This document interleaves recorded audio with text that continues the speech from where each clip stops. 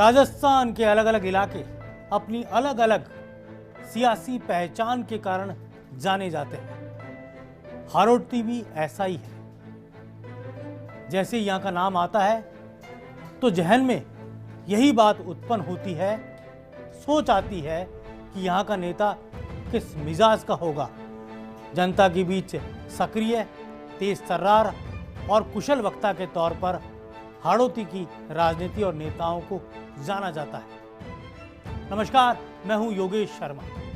अध्याय के इस एपिसोड में लेकर आया हूं हाड़ौती के उन 3 राजनेताओं की कहानी जिन्हें कहा जाता रहा हाड़ौती के 3 लाल, चतुर्वेदी, कौशल और दाऊ दयाल। आज तीनों ही हमारे बीच में नहीं है, लेकिन वर्षों तक कोटा, बारा, बूंदी के अंचल में इस नारे की गूंज सुनाई देती रही है। तीनों ही अलग अलग मिजाज के व्यक्ति थे, लेकिन लक्ष्य एक था, हाड़ौती में कमल खिलाना। जनसंघ के दीपक का उजाला फैलाने से लेकर बीजेपी के कमल की जड़ों को हाड़ौती की धरती पर स्थापित करना आसान नहीं था।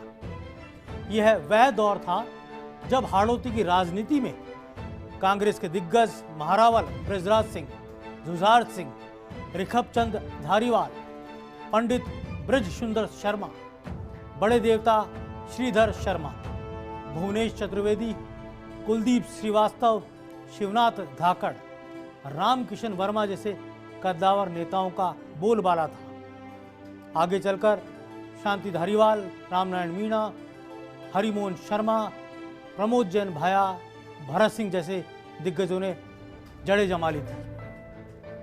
उस जमाने में के गोयल, हरि कुमार औदिच्य, प्रेम सिंह सिंघवी, चतुर्भुज वर्मा, मणिभाई पटेल, देवीदत्त गाड़िया, ओम प्रकाश शर्मा, स्वर्ण भाटिया सरीखे नेता थे जिन्होंने जनसंघ खड़ा करने में अपना योगदान दिया था। कृष्ण कुमार गोयल केंद्र सरकार में मंत्री रहे, वहीं हरि कुमार औदिच्य प्रदेश के शिक्षा मंत्री जैसे प्रमुख ओहदों पर रहे।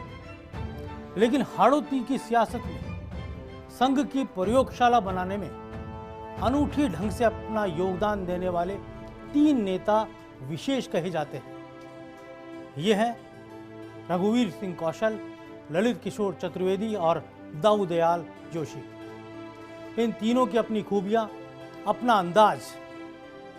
तीनों ने ही उस दौर में हाड़ौती की धरती पर अटल बिहारी वाजपेयी और लाल कृष्ण आडवाणी के साथ कंधे से कंधा मिलाकर काम किया।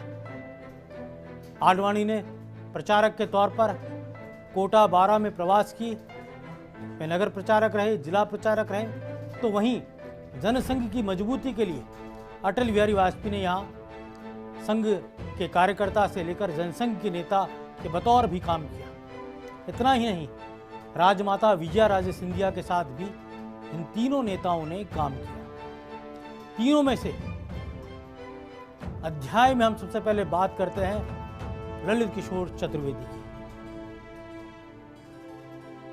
ललित किशोर चतुर्वेदी अटल जी की शैली के नेता, अटल जी को ही अपना रोल मॉडल मानने वाले नेता और अपने आप में एक विलक्षण व्यक्तित्व के धनी थे। कोटा के घंटाघर से सब्जी मंडी जाने वाली नाइयों की गली, कबाड़ियों के बीच जमीन पर बोरी या टाट पर एक युवा रोज शतरंज खेलने आ जाता था।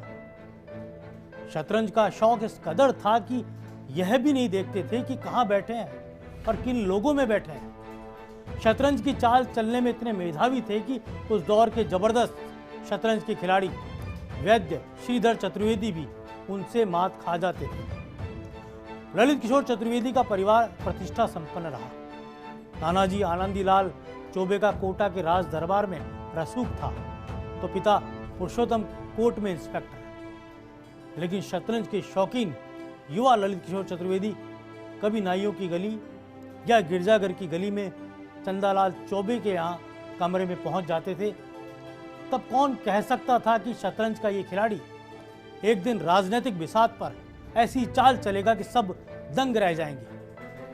वो दिन भी आ गए जब ललित किशोर चतुर्वेदी ने नित नई सियासी ऊंचाइयों को छू लिया। 1977 से 1998 तक 5 बार विधायक, शिक्षा, बिजली, चिकित्सा, पीडब्ल्यूडी, सिंचाई, यूडीएच, हायर एजुकेशन जैसे पता नहीं कैसे कैसे महकमे, हायर पोस्ट महकमे उनके पास रहे। पहली बार विधायक बनते ही वो मंत्री बन गए थे। 1987 से 88 और 2004 से 2006 तक बीजेपी के प्रदेश अध्यक्ष के तौर पर वो आसीन रहे। 2004 में राज्यसभा सांसद के ओहदे पर पहुंचे। इनके जीवन में कई मोड़ आए, लेकिन पीछे नहीं हटे। वो दिन था जब उन्होंने सरकारी नौकरी को त्याग दिया था। आइए वो भी सुनाते हैं आपको कहानी कि कैसे उन्होंने अपनी सरकारी नौकरी त्याग दी और जनसंघ के लिए खुद को समर्पित कर दिया। बात साल 1966 की है। एक दिन सुंदर सिंह भंडारी ने, ये बात हम बता रहे हैं खुद ललित जी के शब्दों में, कि ललित जी ने अपनी जो एक डायरी लिखी थी, उस डायरी में उन्होंने खुद ये पूरा विवरण लिखा कि कैसे वो जनसंघ से में काम करना शुरू किया और कैसे उन्होंने राजनीति की वो पाठशाला, जो कहा जा सकता है सुंदर सिंह भंडारी की पाठशाला थी, जिसके जरिए वो जनसंघ में आए। एक दिन सुंदर सिंह भंडारी ने मुझसे कहा कि जनसंघ को राजस्थान में संगठन मंत्री चाहिए, लिहाजा आप सरकारी नौकरी छोड़ दे। तब मैंने कोटा में बड़े भाई छैल बिहारी चतुर्वेदी से बात की।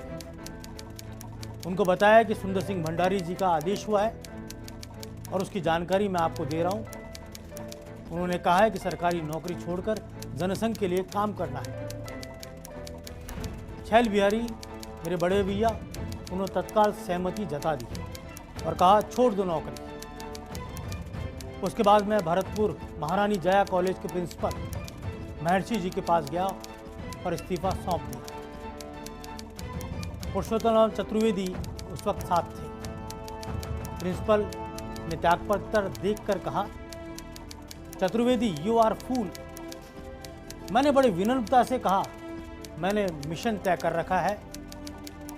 हालांकि ये बात अलग थी कि 13 साल की कॉलेज की प्रोफेसरी की नौकरी में कांग्रेस सरकार ने ललित किशोर चतुर्वेदी के 11 बार तबादले किए थे। तत्कालीन मुख्यमंत्री मोहनलाल सुखाड़िया किसी की भी शिकायत पर चतुर्वेदी का तबादला कर देते थे। बांसवाड़ा, जोधपुर, उदयपुर, फतेहपुर शेखावाटी, डीडवाना, कोटा और ना जाने कहां कहां। लेकिन जहां ललित किशोर चतुर्वेदी जाते, वहीं वो आरएसएस का कार्य करते या शाखा लगाना शुरू कर देते। एक बार श्री गंगानगर कन्या कॉलेज में ललित किशोर चतुर्वेदी का तबादला कर दिया गया। चतुर्वेदी ने वहां भी दुर्गा वाहिनी की शाखा तैयार कर दी और अपना संघ कार्य शुरू कर दिया। सरकारी नौकरी उन्होंने जनसंघ के लिए त्याग दी थी और राम मंदिर के लिए अपना मंत्री पद त्याग दिया। यूं तो किसी भी नेता के लिए मंत्री पद का मोह या यूं कहे सत्ता का सुख छोड़ना आसान नहीं होता, लेकिन ललित किशोर चतुर्वेदी ने ऐसा किया। वो बिरले थे। राम मंदिर आंदोलन के समय कार सेवा के बुलाने पर राजस्थान सरकार के कैबिनेट मंत्री के पद को त्यागने का अटल निश्चय चतुर्वेदी ने कर लिया, क्योंकि ये कहा गया था कि मंत्री पद पर रहते हुए कार सेवा में नहीं जा सकते। चतुर्वेदी कार सेवा में गए, मंत्री पद का मोह छोड़ दिया। इतना ही नहीं, पत्नी उर्मिला और बेटी उषा को भी साथ ले गए। सह परिवार कार सेवा की। शायद उस दौर में देश में वो अकेले ऐसे किसी सरकार के मंत्री होंगे जिन्होंने राम मंदिर आंदोलन में बढ़ चढ़कर भाग लिया, बल्कि कार सेवा के लिए मंत्री पद को त्याग दिया। ललित किशोर चतुर्वेदी की बात हो गई, आगे बहुत कुछ और भी बातें उनसे जुड़ी होंगी, लेकिन अब बात कर लेते हैं रघुवीर सिंह कौशल की। सरपंच से लेकर विधायक, मंत्री और सांसद तक का उनका सियासी महायात्रा रही। हाड़ौती के चाणक्य के तौर पर कौशल को संज्ञा दी जाती है। 1951 में भारतीय जनसंघ की स्थापना हुई। और 1952 में राजस्थान में जनसंघ को स्थापित करने का कार्य प्रारंभ हुआ। हाड़ौती में इस कार्य के नेतृत्व करता रहे रघुवीर सिंह कौशल। जब लाल कृष्ण आडवाणी कोटा में संघ के जिला प्रचारक थे, उससे पहले नगर प्रचारक भी रहे, तब रघुवीर सिंह कौशल नगर कार्यवाह रहे और बाद में जिला कार्यवाह रहे। उसके बाद जब जनसंघ के पदाधिकारी रघुवीर सिंह कौशल बने तो उन्होंने लाल कृष्ण आडवाणी की पहली आम सभा कराई। अंता में ही ये सभा हुई और कौशल से जुड़े अनेकों किस्से हैं, लेकिन एक किस्सा बेहद खास है। वो किस्सा है नरेंद्र मोदी से जुड़ा। आज नरेंद्र मोदी भारत के प्रधानमंत्री हैं। रघुवीर सिंह कौशल का मोदी से पुराना जुड़ाव था। नरेंद्र मोदी ने कौशल के साथ संगठन के महासचिव रहते हुए और गुजरात के मुख्यमंत्री रहते हुए अनेकों कार्यक्रम साझा किए। ऐसा ही एक वाकया था 24 नवंबर 2013 का, जब नरेंद्र मोदी को बीजेपी का पीएम फेस डिक्लेयर कर दिया गया था। 12 के अंत में जनसभा थी। प्रधानमंत्री के फेस मोदी को उस सभा को संबोधित करना था। मोदी जनसभा में पहुंचे और रघुवीर सिंह कौशल के पैर छू लिए। आदर सहित कौशल का चरण स्पर्श कर आशीर्वाद मांगा। कौशल ने भी बड़े प्रेम से मोदी जी को आशीर्वाद दिया। ये सम्मान था उस नेता के लिए जिसने हाड़ौती में कमल खिलाने में अपना जीवन खपा दिया था। कई घटनाएं रघुवीर सिंह कौशल से जुड़ी हुई है, लेकिन एक घटनाक्रम ऐसा भी है जो अपने आप में बिल्कुल अनूठा है। क्या कोई लीडर चुनाव लड़ने से मना करेगा? कौन नेता ऐसा होगा जो चुनाव लड़ना नहीं चाहेगा, वो भी तब जब उसके साथ हारने का संकट नहीं है। रघुवीर सिंह कौशल और ललित किशोर चतुर्वेदी के जीवन से जुड़ा एक रोचक प्रसंग है। दोनों ही राजनीति के चाणक्य कहे जाते थे, लेकिन यहां चतुर्वेदी अपने आप में आगे निकल गए। साल 2004 रघुवीर सिंह कौशल को लड़ना था कोटा 12 से लोकसभा का चुनाव, मगर कौशल ने मना कर दिया। उस दौर में बीजेपी के प्रदेश अध्यक्ष थे ललित किशोर चतुर्वेदी। चतुर्वेदी येन केन प्रकारेण कौशल को चुनाव लड़ाना चाहते थे। फिर क्या था, ललित किशोर चतुर्वेदी ने अपना दिमाग और रणनीति बनाकर अपने समर्थकों से कहा, रघुवीर सिंह कौशल के घर जाओ, धरना दो, दबाव बनाओ, जिससे वह चुनाव लड़ने के लिए तैयार हो जाए। राजनीति में ऐसा शायद ही देखने को मिले जब कोई दल के पार्टी के अध्यक्ष अपने कार्यकर्ताओं से ऐसा कहे, लेकिन रघुवीर सिंह कौशल के मसले पर ललित जी ने ऐसा ही किया। पार्टी उन्हें चुनाव लड़ाना चाह रही थी, लेकिन कौशल चुनाव नहीं लड़ना चाहते थे। आखिरकार रघुवीर सिंह कौशल के कोटा के नयापुरा प्रोफेसर कॉलोनी वाले मकान के आगे या सामने गोमती पार्क है, वहां बीजेपी कार्यकर्ताओं ने टेंट माइक लगाकर धरना शुरू कर दिया। कौशल साहब को पता लग गया था कि ऐसा होने वाला है, इसलिए वो पहले ही घर से निकल गए। जब कार्यकर्ताओं को लगा कि सुनवाई नहीं हो रही है, तब फिर इन कार्यकर्ताओं ने ललित जी से संपर्क साधा। उस दौर के युवा नेता हीरेंद्र शर्मा ने ललित किशोर चतुर्वेदी से मिलकर कहा कि कौशल साहब तैयार नहीं हो रहे और ना ही हमसे मिल रहे हैं, तो ऐसा क्या किया जाए जिससे वो मान जाए। ललित जी ने कहा कि उनके घर में जाइए और ज्ञापन देकर आइए। तमाम कार्यकर्ता जो धरना दे रहे थे, उनमें उस वक्त जो कार्यकर्ता थे जिनमें खास तौर पर हम नाम लेना चाहेंगे, हीरेंद्र शर्मा, नवीन शर्मा कंटू, आलोक राजकुमार, संदीप शर्मा, इन्होंने घर के अंदर जाकर रघुवीर सिंह कौशल की पत्नी शकुंतला देवी को ज्ञापन थमा दिया। क्योंकि कौशल साहब थे नहीं, इसलिए ज्ञापन उनकी पत्नी ने लिया, उनके परिवार ने लिया और यहाँ पर सबसे अहम पहलू यही है कि ललित किशोर चतुर्वेदी का सियासी मिजाज पढ़ना आसान नहीं था, न कार्यकर्ता पढ़ पाए। लेकिन जब कार्यकर्ताओं ने जाना कि आखिर ऐसा क्या कारण रहे कि धरना देना पड़ा और रघुवीर सिंह कौशल को मनाने के लिए इतनी जद्दोजहद करनी पड़ी, इसके पीछे क्या राजनीतिक कारण रहे होंगे, जानने पर पता लगा इस घटनाक्रम के कारण कांग्रेस को लगा कि कौशल चुनाव नहीं लड़ रहे, तो उन्होंने अपना उम्मीदवार रामनारायण मीणा से बदलकर हरिमोहन शर्मा को बना दिया। हरिमोहन शर्मा भी कद्दावर नेता रहे बूंदी के। उधर आखिरी समय में कौशल ने चुनाव लड़ने की हामी भर दी। ये रणनीति कांग्रेस को समझ में नहीं आई और इसी रणनीति के कारण कौशल भी चुनाव लड़े और बीजेपी यहां से चुनाव भी जीत गई। अर्थ यही है कि ललित किशोर चतुर्वेदी ने एक तीर से कई निशाने साध दिए। 55 सालों का रघुवीर सिंह कौशल का राजनीतिक सफर अपने आप में बहुत ही अहम रहा। सहकारिता क्षेत्र में उनके योगदान को भुलाया नहीं जा सकता। सरपंच से लेकर सांसद तक का सफर, और यूँ कहा जा सकता है कि सिंचाई के क्षेत्र में, ऊर्जा के क्षेत्र में उन्होंने हाड़ौती के लिए बहुत कुछ काम किया। अब बात करते हैं गूदड़ी के लाल दाऊ दयाल जोशी की। वैद्य कृष्ण गोपाल शर्मा की वैद्यशाला कोटा के पुराने शहर में, यहीं पर 15 रुपये महीने की तनख्वाह पर दाऊ दयाल जोशी को आयुर्वेद दवा कूटने की नौकरी मिल गई। परिवार आर्थिक तंगी से जूझ रहा था। किसे पता था कि एक दिन ये दवा कूटने वाला नेता एक पराजय नेता बन जाएगा, सांसद तक पहुंचेगा। लेकिन शुरुआत हुई वैद्य कृष्ण गोपाल से ही।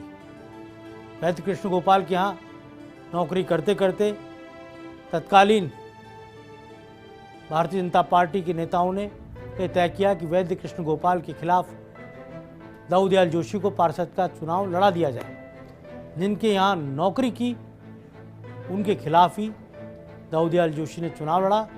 चुनाव ही नहीं लड़ा बल्कि 400 वोटों से बड़ी जीत उस पार्षद के चुनाव में दर्ज की। आगे चल के वो नगर परिषद के चेयरमैन भी बनाए गए। इसी दौरान आडवाणी की नज़र भी उन पर पड़ी और उन्हें सियासत में तराशने का काम हुआ।